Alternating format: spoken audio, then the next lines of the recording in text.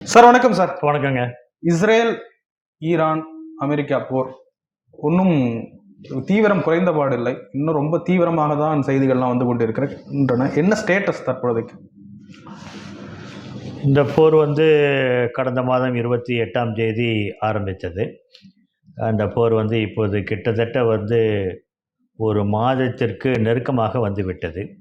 இன்னும் போர் ஓய்ந்த பாடில்லை. ஆனால் அதே சமயத்தில் போர் ஆரம்பித்தப்ப பிப்ரவரி 28ஆம் தேதி அன்னைக்கே இஸ்ரேலும் அமெரிக்காவும் ஈரானை தாக்கிய போது அவர்கள் நினைக்கிறார்கள் அலி கொமேனியை கொண்டதன் மூலமாகவே போர் நின்றுவிடும் என்று நினைத்தார்கள். அங்கு ஒரு பெரிய எழுச்சி ஒன்று வரும். அந்த மக்கள் எழுச்சியின் மூலமாக இந்த போரை முடித்து கொள்ளலாம், அதை தான் அவர்கள் எதிர்பார்த்தது. ஆனால் அதற்கு எதிர்மாறாக எந்த விதமான ஒரு எழுச்சியும் மக்கள் புரட்சியும் ஈரானில் வரவில்லை. ஆனால் இவங்க எதெல்லாம் எதிர்பார்க்கலையோ, எதெல்லாம் நினச்சி பார்க்கலையோ அதெல்லாம் நடந்தது. இவங்க ஈரானை தாக்கினார்கள். ஈரானில் பல இடங்களில் குண்டுமழை பொழிந்தார்கள். எல்லாம் நடந்துட்டு இருக்கும் போதே ஈரான் நன்றாக பதிலடி கொடுக்க ஆரம்பித்தது. இஸ்ரேல் மேலும் பதிலடி கொடுக்க ஆரம்பித்தது. அமெரிக்காவுடைய தளங்கள் எங்கெங்கெல்லாம் இருக்கின்றதோ, விமான தளங்கள், கப்பல் தளங்கள் எங்கெல்லாம் இருக்கின்றதோ, சிறப்பாக 3 நாடுகள், UAE என்று சொல்லக்கூடிய யுனைடெட் அரப் எமிரேட்ஸும், குவைத்தும், கத்தாரும் மிக அதிகமாக தாக்கப்பட்டன. சவுதி அரேபியாலாம் ஓரளவுக்கு, பஹ்ரைனும் தாக்கப்பட்டது. சவுதி அரேபியாலாம் கொஞ்சம் தாக்கம் கொஞ்சம் கம்மி. இந்த நாடுகளில் இருக்கக்கூடிய அமெரிக்க படைகள் எங்கெல்லாம் இருக்கின்றதோ, கப்பல்கள் இருக்கின்ற இடங்கள், அமெரிக்க கப்பல்கள், அமெரிக்க விமானங்கள் எங்கெங்கே இருக்கின்றதோ அதை எல்லாத்தையும் சரியாக குறிவைத்து ஈரான் தாக்க ஆரம்பித்தார்கள். அவருடைய ஏவுகணைகள் மூலமாக, அவருடைய ட்ரோன் மூலமாக. இதுதான் முதல் கட்டமாக அமெரிக்காவும் இஸ்ரேலும் ரொம்ப இதை அவங்க எதிர்பார்க்கவே இல்லை. ஏன்னா இவங்கெல்லாம் அமெரிக்காவுடைய அலை என்று சொல்லக்கூடிய அமெரிக்காவுடைய நட்பு நாடுகள். இந்த நட்பு நாடுகளோடு சேர்ந்து தான் அவங்க ஈரானை அடிக்கணும் அப்படின்னு சொல்லிட்டு அவங்க நினச்சாங்க. ஆனால் இந்த நட்பு நாடுகள் ஒரு மாதிரி இதற்கு முன்னாடியே அமெரிக்காவிடம் கூறினார்கள், நீங்கள் எங்களை வைத்து கொண்டு ஈரானை தாக்க வேண்டாம் என்பதை அவர்கள் சொல்லியிருந்தார்கள். அதையும் மீறி அமெரிக்காவும் இஸ்ரேலும் அவர்களுடைய இராணுவ தளங்களை, அமெரிக்க இராணுவ தளங்களை அந்த நாட்டில் அமைத்து, கப்பல் தளங்களை, விமான தளங்களை அமைத்து அங்கிருந்து தாக்கினார்கள்.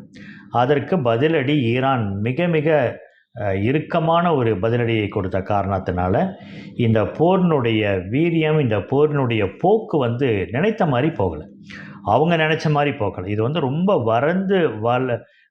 இந்த போர் ஒரு விரிந்த போராக, வளைகுடா நாடுகளில் எல்லா நாடுகளையும் தாக்கக்கூடிய ஒன்றாக, சிறப்பாக மிக பிஸியாக இருக்கக்கூடிய அந்த துபாய் ஏர்போர்ட்டு, UAE ஏர்போர்ட்லாம் மூடுற அளவுக்கு, விமானங்கள்லாம் அங்கேருந்து எடுக்க முடியாத அளவுக்கு, அதனால் பொருளாதார பின்னடைவும் மிகப்பெரிய பொருளாதார பின்னடைவு. அதே சமயத்தில் பொருளாதாரத்தில் ஏற்பட்ட அந்த ஒரு அக்யூமுலேஷன் ஆஃப் வெல்த்னு சொல்லுவாங்களே, எவ்வளவெல்லாம் செல்வங்களை சேர்த்தார்களோ அந்த வளைகுடா நாடுகள் அதையெல்லாம் இழக்கக்கூடிய அளவுக்கு அவர்கள் இன்றைக்கி தாக்கப்பட்டிருக்கிறார்கள். அந்த விதத்தில் ஈரானுடைய பதிலடி என்பதை அவர்களை ஸ்தம்பிக்க வைத்திருக்கின்றது. இரண்டாவதாக நம்ம பார்த்தோன்னு சொன்னால், ஈரான் அவங்க நினச்சாங்க ஈரானை தாக்கினால் அந்த ஜலசந்தி, ஹார்முஸ் ஸ்ட்ரெய்ட், அது வழியாக வரக்கூடிய கப்பல்கள் கொண்டு இருக்கும் என்று நினைத்தார்கள். ஆனால் ஹார்முஸ் ஜலசந்தியை எல்லாத்தையும் ஈரான் மூடிவிட்டது. அவர்கள் ரொம்ப ஒரு சிறந்த ஒரு ராஜதந்திரத்தை பயன்படுத்தி அந்த ஹார்முஸ் ஜலசந்தியில் எந்தவித கப்பல்களும் போகக்கூடாது என்று சொல்லி கப்பல்களை தாக்க ஆரம்பித்தார். அவர்கள் கப்பல்களை தாக்க ஆரம்பித்ததுனால எரிபொருள் வர முடியவில்லை, LPG இன்றைக்கி வர முடியவில்லை. அதனால் இன்றைக்கி நாடுகள் இந்த போரினுடைய விளைவாக மற்ற நாடுகளில் எரிபொருள்கள் போவதற்கான வாய்ப்புகள் குறைந்ததுனால எரிபொருளுடைய ஏற்றம், க்ரூட் ஆயில் என்று சொல்லக்கூடிய கச்சா எண்ணெயுடைய விலை மிக அதிகமாக உயர்ந்துள்ளது. இதன் காரணமாக ஒன்று LPGக்கு பயங்கர தட்டுப்பாடு எல்லா நாட்டிலுமே ஏற்பட்டிருக்கு. இன்னொன்று பெட்ரோலும் டீசலுடைய விலையும் இன்றைக்கி விலையேற்றங்கள் நிறையா இருக்கின்றன. சிறப்பாக இன்றைக்கி வந்து ஆசியாவில் இருக்கக்கூடிய நாடுகள் எல்லாமே இன்றைக்கி வந்து வளைகுடா நாடுகளை தான் நம்பியிருக்கிறார்கள். ஏனென்றால் ஈரான்லேருந்து வாங்கக்கூடாது என்ற பொருளாதார தடை இருந்தது. அதுக்கப்புறம் ரஷ்யாட்டேருந்து வாங்கக்கூடாது என்ற பொருளாதார தடை அமெரிக்கா விதித்திருந்தது. அதனால் எல்லா நாடுகளுமே வந்து வளைகுடா நாடுகளை தான் நம்பியிருந்தார்கள். அந்த விதத்தில் இன்றைக்கி வந்து வளைகுடா நாடுகளிலிருந்து வரக்கூடிய எண்ணெய் அங்கேருந்து வர முடியாதனால, எல்பிஜி கேஸ்லாம் வர முடியாதனால, சிறிய நாடுகள் பிலிப்பீன்ஸு, வியட்நாம் இவங்கெல்லாம் வந்து மிகவும் பாதிக்கப்பட்டிருக்கிறார்கள். முதல் தடவையாக எனர்ஜி ரேஷன் என்று சொல்லக்கூடிய ஒரு ரேஷனை இன்றைக்கி கொண்டு வந்திருக்காங்க.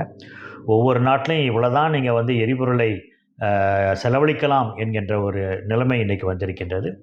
அந்த விதத்தில் வந்து இந்த ஓர்மோஸ் ஜலசந்தியை அவர்கள் வந்து இன்றைக்கி முழுவதுமாக கைப்பற்றியிருக்க காரணத்தினால இந்த போர் தீவிரமடைந்து பொருளாதார பின்னடைவை கொடுத்திருக்கின்றது. இப்போ அமெரிக்காவுக்கு வந்து அமெரிக்காவும் இஸ்ரேலும் இந்த போரை எப்படியாவது இப்போது முடித்துவிட வேண்டும் என்று பேச்சுவார்த்தைகள், ஈரான் கூட பேச்சுவார்த்தையை கேட்கவில்லை. ஆனால் இவர்கள்தான் ஈரானை வலுக்கட்டாயமாக இழுத்து பேச்சுவார்த்தையில் ஈடுபட்டுள்ளார்கள். இப்போ ஈரானுக்கு என்ன வேணும்? இப்போ அவங்க வந்து நஷ்ட ஈடு, இழப்பீடு, பாதுகாப்பு உத்தரவாதம் இதெல்லாம் சில நிபந்தனைகள்லாம் வச்சாங்க. இதெல்லாம் அமெரிக்கா தர்றதுக்கு வாய்ப்பு இருக்கா? ஈரான் வந்து என்ன சொல்கிறாங்கன்னா, ஏற்கனவே அவர்கள் தாக்கப்பட்டார்கள். 12 நாள் போர் வந்து ஜூன் மாதமே நடந்து அவர்களுடைய நியூக்ளியர் ஃபெசிலிட்டிஸ் எல்லாமே இந்த நத்தான்ஸ் இந்த போல இடங்கள் எல்லாத்துலேயுமே வந்து அவர்களுடைய அணுசக்தி அவங்களுடைய அந்த நியூக்ளியர் ஃபெசிலிட்டிஸ் எங்கெங்கே இருந்துச்சோ அதெல்லாம் தாக்கப்பட்டுச்சு. அது வந்து ஜூன் மாதம் முடிஞ்சது. அதனால் வந்து ஏற்கனவே ஒரு முறை தாக்கப்பட்டிருக்கிறோம். இது 2வது முறையாக தாக்கப்பட்டிருக்கிறோம். அதனால் இந்த முறை ஈரான் வந்து எப்படி ஒரு நிலைமைக்கு வந்திருக்கிறார்கள் என்றால், டு டூ ஆர் டை, ஒன்று வாழ்வதா சாவதா அப்படின்றதில் வந்து நாம் வந்து துணிந்து நிற்க வேண்டும். நம்ம வந்து கூட இருக்கிற அந்த அண்டை நாடுகள் எல்லாம், பக்கத்தில் இருக்கிற நாடுகள் எல்லாம் நம்மளுக்கு இனிமேப்பட்டு நேசக்கரம் நீட்ட வேண்டும். அவர்களோடு அமைதியாக நாம் இருக்க வேண்டும். அதே சமயத்தில் இனிமேப்பட்டு வந்து இஸ்ரேலுடைய தாக்கம் என்பது இனிமேப்பட்டு இருக்கக்கூடாது அப்படின்றதை வந்து அதாவது வந்து ஒரு வழியாக, அதாவது வந்து ஒன்ஸ் ஃபார் ஆல் என்று சொல்லக்கூடிய மாதிரி இந்த போரை வந்து இனிமேப்பட்டு வந்து ஈரானுடைய பாதுகாப்பிற்கு இனிமேப்பட்டு பங்கம் விளைவிக்காதவாறு இந்த போரை முடித்துக்கொள்ள வேண்டும் என்று நினைக்கிறார்கள். முடித்துக்கொள்ள வேண்டும் என்று அவர்கள் சொல்லவில்லை, முடிப்பதற்கு அவர்கள் தயாராகவும் இல்லை. அவருடைய போர் எல்லாமே நீண்ட நெடுநாளிய போர்களை தான் அவர்கள் இதுவரைக்கும் வைத்திருந்திருக்கிறார்கள். அந்த மாதிரி சண்டையில் தான் அவர்கள் ஈடுபட்டிருக்கிறார்கள். அமெரிக்கா, இஸ்ரேல் போல நாடுகள் தான் இந்த சர்ஜிக்கல் ஸ்ட்ரைக் என்று சொல்லக்கூடிய 10 நாள் 15 நாள் போர். ஆனால் நீண்ட நாள் போரிடக்கூடிய ஒரு சக்தி வந்து மிகவும் அதிகமாக இருக்கின்றது வந்து இன்றைக்கி ஈரானிடம். ஈரான் வந்து அதை நல்ல அருமையாக அதை பயன்படுத்தி இன்றைக்கு வந்து பதிலடி கொடுத்து கொண்டிருக்கிறார்கள். ஈரானிடம் வந்து அவர்கள் கேட்பதெல்லாம் இன்றைக்கி வந்து எல்லோரும் அனலிஸ்ட் எல்லாம் என்ன சொல்கிறாங்கன்னா, ஒரு 15 கோரிக்கைகளை அமெரிக்காவும் இஸ்ரேலும் ஈரானிடம் வைக்கிறார்கள். அந்த கோரிக்கைகளில் வந்து அவங்க வந்து நியூக்ளியர் ஃபெசிலிட்டிஸ்லாம் வச்சுக்கூடாது, மற்றலாம் இதுக்கு போருக்கு முன்னாடி என்னென்ன சொல்லிட்டு இருந்தாங்களோ அதே தான் சொல்லிட்டு இருக்கிறார்கள். ஆனால் ஈரான் சொல்லுது, நாங்கள் போரை முடிவுக்கு கொண்டு வர வேண்டும் என்று நாங்கள் கேட்கவில்லை, போரை முடிவுக்கு கொண்டு வர வேண்டும் என்று நாங்கள் உங்களிடம் வந்து வரவும் இல்லை. நீங்கள் இதை கொடுத்துருக்கிறீங்க, இதை வச்சுக்கிட்டு நெகோஷியேட்டர்ஸ் 2 பக்கமும் வந்து இதை பற்றி பேசுபவர்கள் ஒன்றாக வந்திருக்கிறார்கள், பேசுகிறார்கள். இதன் அடிப்படையில் வந்து போர் நிறுத்தம் ஏற்படுவதற்கான வாய்ப்புகள் இருக்கின்றன. இதுவரைக்கும் போர் நிறுத்தம் ஏற்படவில்லை. இஸ்ரேல் வந்து இன்னும் தொடர்ந்து ஈரானை தாக்கி கொண்டு தான் இருக்கின்றது. அமெரிக்கா வந்து தற்காலிகமாக அவர்கள் வந்து நிறுத்தி வைத்திருக்கிறார்கள். அதே சமயத்தில் அமெரிக்கா வந்து இன்றைக்கி என்ன சொல்லியிருக்காங்கன்னா, அந்த ஏர்போன் 82 என்று சொல்லக்கூடிய ஒரு 3000 வீரர்களை நாங்கள் வந்து ஈரானுக்கு அனுப்புகிறோம் அப்படின்னு சொல்லிட்டு ஒரு பயமுறுத்தல் ஸ்ட்ராட்டஜின்னு வாங்கல்ல, ஒரு ஒரு ஒரு யுக்தியை அமெரிக்கா இப்போ கடைபிடித்திருக்கிறது. நாங்கள் எங்களுடைய ப்ரெஸ்டீஜியஸ் 82 ஏர்போனை வந்து நாங்கள் வந்து இறக்க போகிறோம், 3000 வீரர்களை நாங்கள் ஈரானில் இறக்க போகிறோம், அவங்க வந்து கிரவுண்ட்லேயும் இறங்கி நாட்டிலையும் இறங்கி சண்டை போடுவார்கள் அப்படின்லாம் வந்து சொல்லியிருக்கிறார்கள். இதெல்லாம் வந்து ஈரானை வந்து பயமுறுத்துவதற்காக எடுக்கக்கூடிய யுக்திகளாக பார்க்கப்படுகின்றன. ஆனால் உண்மையில் அங்கிருந்து எவ்வளவு சீக்கிரம் வெளியே வர வேண்டுமோ அவ்வளவு சீக்கிரம் வெளியே வர வேண்டும் என்பதுதான் அமெரிக்காவினுடைய ஒரு எண்ணமாக இருக்கின்றது. ம். வான்ஸும் ரூபியோவும், அந்த வைஸ் பிரசிடென்ட்டும் ரூபியோவும் தான் இந்த பேச்சுவார்த்தையில் ஈரான் மிலிட்டரி லீடர்ஸோடு இந்த பேச்சுவார்த்தையில் ஈடுபட்டிருக்கிறார்கள். இந்த பேச்சுவார்த்தையினுடைய முடிவில் தான் நமக்கு தெரியும் இவர்கள் எதெல்லாம் வந்து இப்போ இந்த இஸ்ரேலும் அமெரிக்காவும் என்ன கேட்குறாங்க, ஈரான் எதை ஏற்றுக்கொண்டிருக்கின்றது, எதை நிராகரித்திருக்கிறது என்பதை இதை பொறுத்து தான் நமக்கு தெரியும். ஈரான் இன்னும் தீவிரமா தாக்கிக்கிட்டே இருந்தா அது எப்படி சார், அமெரிக்கா எப்படி அதை தாக்கு பிடிக்கும்? இது வேர்ல்டு வைடு விரிவாக வாய்ப்பு இருக்கா, அல்லது அமெரிக்காவுக்கு மட்டும்தான் பேரிழப்பு ஏற்பட வாய்ப்பு இருக்கா?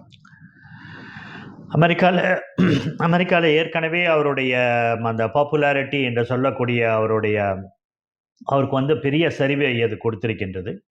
கடைசியாக அவர்கள் எடுத்ததில் வந்து இதுவரைக்கும் லோவஸ்ட், இதுவரைக்கும் பார்த்திராத அளவுக்கு அவருக்கு வந்து அவரை மக்கள் ஏற்றுக்கொள்ளவில்லை என்று சொல்லியிருக்கிறார்கள். இந்த போர் தான் முக்கியமான ஒரு காரணம். இன்னொன்று, அமெரிக்காவில் வந்து இடைத்தேர்தல் வேறு நவம்பர் மாதம் வருகின்றது. அதற்கான ஏற்பாடுகள் வந்து எப்போதுமே அமெரிக்காவில் வந்து முதல்லையே எல்லா மாநிலங்கள்லேயும் யார் யார் நிற்க போகிறாங்க அப்படின்றதெல்லாம் தெரிய வரும். அதற்கான ஏற்பாடுகளை அவர்கள் செய்ய ஆரம்பிப்பார்கள். அந்த இடைத்தேர்தல் என்பது ஒரு முக்கியமான ஒரு இடைத்தேர்தல். ஏனெனில் அவர் 2 அவைகளிலும் அவர் வந்து இப்பொழுது குடியரசுக் கட்சி வந்து மெஜாரிட்டியில் இருக்குது. ஆனால் கட்டாயமாக குடியரசுக் கட்சி வந்து அடி வாங்கும். 2 அவையிலையும் வந்து அவருக்கு வந்து மெஜாரிட்டி என்பது வந்து பெரும்பான்மை இல்லாமல் போகக்கூடிய ஒரு நிலை இன்னைக்கு இருக்கின்றது. அதை மாற்ற வேண்டும் அவர். அதற்காக வந்து அவர் இந்த போரை முடித்துக்கொள்ள வேண்டும் என்பதுதான் அவர் விரும்புகின்றார். அந்த விதத்தில் வந்து இந்த போர் வந்து ஈரான் வந்து இந்த போரை ஈரான் கையில் தான் இருக்குது. இந்த போரை வந்து இப்பொழுது முடிவுக்கு கொண்டு வருவதா இல்லையா என்று.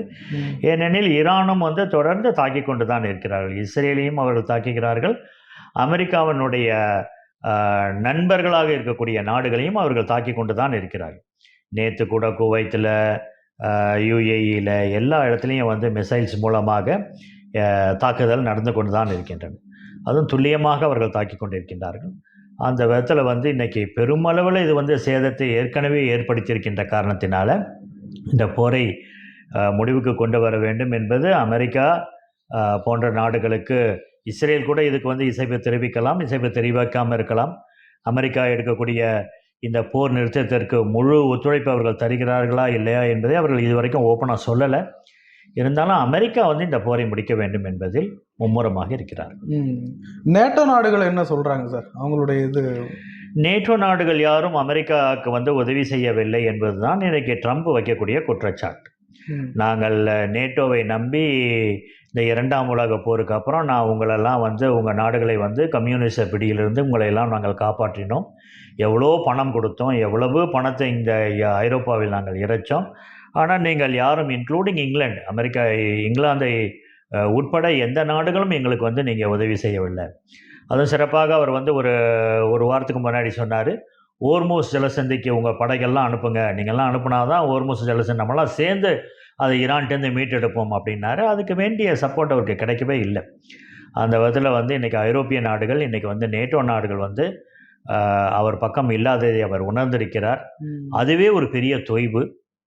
அது ஒரு காரணமாக தான் சொல்லப்படுகின்றது அவர் வந்து இன்றைக்கி இந்த பேச்சுவார்த்தையை முன்னெடுத்திருப்பதற்கு காரணமாக. ஈரானுடைய இந்த அளவுக்கான துல்லிய தாக்குதலுக்கு, பதில் தாக்குதலுக்கு ஈரானுடைய சொந்த பலம் மட்டும் காரணமா, அல்லது மற்ற நாடுகள் இப்போது சொல்ல சீனா, ரஷ்யா, வடகொரியா கூட இறங்கினதா சொல்கிறாங்க?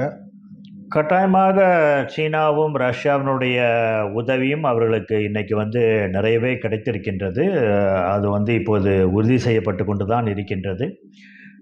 கட்டாயமாக வந்து இன்றைக்கி ஏவுகணைகளை அவர்கள் செலுத்தும் போது அது போய் அமெரிக்க தளங்களில், இன்றைக்கி வளைகுடா நாடுகளில் இருக்கக்கூடிய அமெரிக்க தளங்களில் போய் உழுது அப்படின்னு சொன்னால், அந்த சேட்டிலைட் இதெல்லாம் வந்து இன்றைக்கி சைனா கொடுத்த அந்த சேட்டிலைட்டு சைனா உடைய சேட்டலைட் மூலமாக அவர்களுக்கு கொடுக்கக்கூடிய அந்த இதுதான் வந்து அந்த செய்திகள் தான் துல்லியமாக அவர்கள் கிடைக்கின்றன என்று சொல்லுகின்றார்கள். பட்டு கட்டாயமாக வந்து டிஸ்க்ரீட் என்று ஆங்கிலத்தில் சொல்வார்கள், ரொம்ப மறைவாக, அதே சமயத்தில் வந்து ரொம்ப எஃபெக்டிவாக இன்றைக்கி வந்து ரஷ்யாவும் சைனாவும் இன்றைக்கி அவர்களுக்கு உதவி செய்து கொண்டிருக்கிறார்கள். ஏன்னா இப்போ தான் இந்த பெர்ஷியன் நியூ இயர் கொஞ்ச நாளைக்கு முன்னாடி தான், சில நாட்களுக்கு முன்னாடி தான் கொண்டாடப்பட்டது.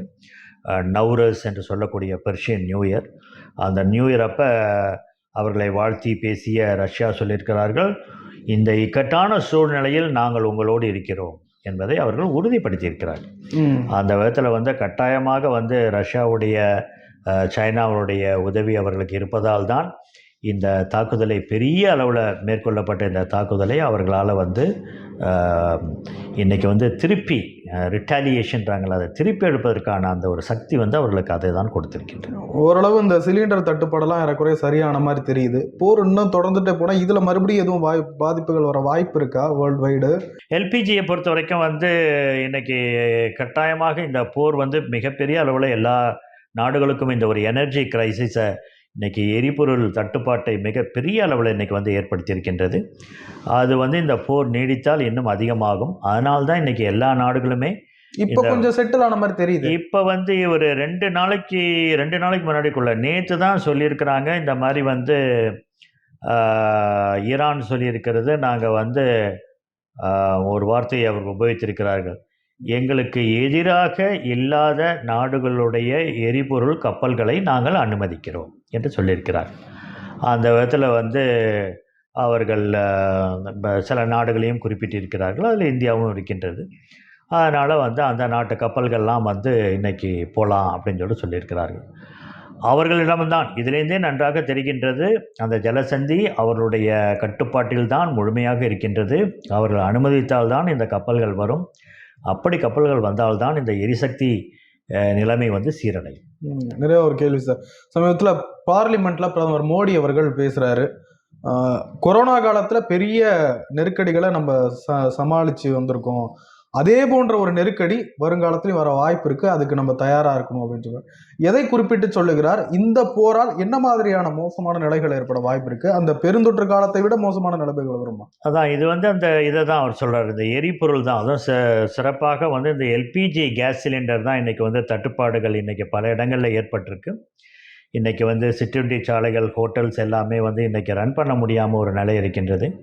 பெரிய பெரிய நகரங்களில் இன்றைக்கி வந்து இருக்கக்கூடிய ஹோட்டல்கள் வந்து சில உணவுப் பொருட்களை தயாரிக்க முடியாத போகும் அளவுக்கு இன்றைக்கி வந்து இது ஏற்பட்டிருக்கிற காரணத்தினால் ஒரு சிக்கனத்தை தான் அவர் தெரிவித்திருக்கின்றார். அப்படி என்றால் இன்னும் கொஞ்சம் சிக்கனமாக நாம் இருந்தால்தான் இந்த ஒரு இப்போ நடந்து கொண்டிருக்கிற இந்த போரின் விளைவு நம்மை தாக்கி கொண்டிருக்கின்றது. இந்த போரின் விளைவாக நமக்கு வரக்கூடிய இந்த சமையல் எரிவாயு என்பது வந்து மிகவும் குறைவாக இருக்கின்ற காரணத்தினால் கவனத்துடன் செயல்படுங்கள் என்பது தான் இதற்கு கொடுக்கப்படுகின்ற செய்தி. இதுவே வந்து பெட்ரோலோ டீசலோ நம்மளிடம் வந்து கையிருப்பு இருக்கின்றது, அதை சேமித்து சேமித்து நம்ம வந்து 90 நாளைக்கு வச்சுருந்தோம், இப்போ 60 நாளைக்கு. இப்போ கையிருப்புகள்லாம் நேற்றெல்லாம் கூட பாராளுமன்றத்தினுடைய அதனுடைய எண்ணிக்கை கொடுக்கப்பட்டது, அந்த எண்ணிக்கை எல்லாம் இருக்கின்றன. ஆனால் எல்பிஜி கேஸ் சிலிண்டரை பொறுத்த வரைக்கும் அது வர அதை வந்து சிலிண்டரில் அடைச்சி அதை அப்படியே கொடுக்கறதுனால அதை வந்து பாதுகாக்கக்கூடிய முறைகள் நம்மள்கிட்ட இல்லை. அதை வந்து 30 நாளைக்கு 60 நாளைக்கு வேண்டிய சிலிண்டர்கள்லாம் எங்கள்கிட்ட இருக்குது அப்படின்னு நம்ம சொல்ல முடியாது. வரதை வந்து அடைச்சி கொடுத்துட்டே இருக்கும். அதனால தான் அதில் வந்து இன்றைக்கி ஒரு தட்டுப்பாடு ஏற்பட்டிருக்கின்றது.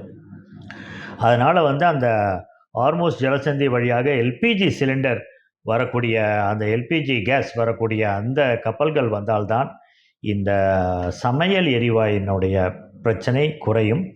அதை தான் குறிப்பிட்டு அவர் அப்படி சொல்லியிருக்கின்றார். நம்ம வந்து கொரோனா காலத்தில் இருந்தது போல் சில கட்டுப்பாடுகள், சில இது வந்து வரும். அபாயம் இருக்குது, அபாயம் கட்டாயம். ஏன்னா இந்த போர் நீண்டதுன்னு சொன்னால் கட்டாயமாக அபாயம். நிறைய விஷயங்களை பயன்படுங்க. நன்றி சார்.